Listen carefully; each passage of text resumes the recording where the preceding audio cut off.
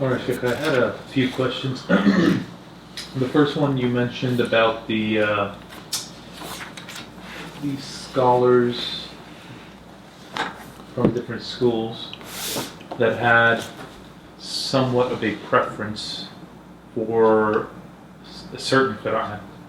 Do contemporary scholars follow their suit, like their approach to it? Or since now we have a much more broader, like all 14 Qira'at, like the 4 Shazza and the 10, do they take all of them into account and then... Yeah, they take all of them into account except the Shafi'is, they only take 10 into account. But the preference that was for the earlier scholars, because that was available to them, that's what they had access to, that's what they read with, that's why they base it on, because they didn't know any other. So any scholar who have more, their rulings become according to the more. So I'm sure that nobody can deny that if Abu Hanifa or Malik or Shafi'i have access to other qira'at and it's known famous for them, they wouldn't reject it. But this is what was available for them at that time, by force of culture or of what is available. Yeah. Now I can just travel to Morocco or to Egypt or to Pakistan or to anywhere and get knowledge that the access here is more. So I cannot limit myself. I hope you understand the point, that they were limited to that qira'ah, not because, okay, this is mine and I don't want to hear anything else. No, that's what is known to them at that time.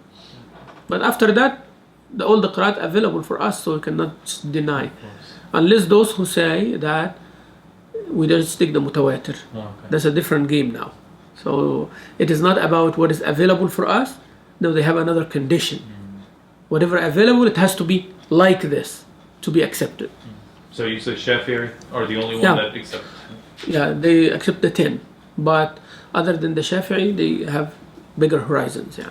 You also mentioned the different qira'at of the قل أعوذ برب الناس قل أعوذ برب الفلق. لا قل أعوذ بالفلق بس I mentioned. قل أعوذ برب الفلق only. قل أعوذ برب الفلق. Can one who is affected by magic, is it recommended that he or she read the قل أعوذ برب الفلق with different qira'at to make the effect? Actually, this is a very great question. And actually, that's what I prefer. And many of the shuyukh, like if they know qira'at, they recite with different qira'at on ruqya of someone. Yeah. من شر النفاثات ومن شر النفاثات ومن شر النفاثات في العقد ومن شر النافثات في العقد. You can do that, yes. So it has a more profound Absolutely. effect, inshallah. Okay. Actually, non-Muslims can write down the Shahada, I am a Muslim, and it would be accepted. Would it also work for the opposite, where a Muslim writes that and he would be considered a kafir? Or that does not apply? That does. Oh. Yeah, because as I said, in the usul, many of the usuli scholars, they said that al-khattu kal-lafzi, writing is like that. That's why they said talaq can be done by writing. Freeing a slave can be done by writing. Going out of Islam can be done by writing as well. Like accepting Islam can be done by writing. Yeah. And also, otherwise, the wasiyah would not work if it's not by writing. True. So all the ahkam is by writing. Yeah. You said about the salam from somebody, we treat them like a Muslim. Unless we find any other reason. So it depends on the circumstance. It depends on the thing, because now some non-Muslims, just as out of culture, they will tell you Assalamu alaikum. Exactly. It does not make them a Muslim just by saying that.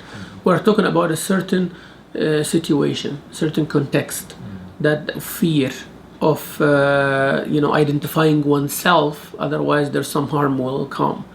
So if they say salam at that time, then you should stop.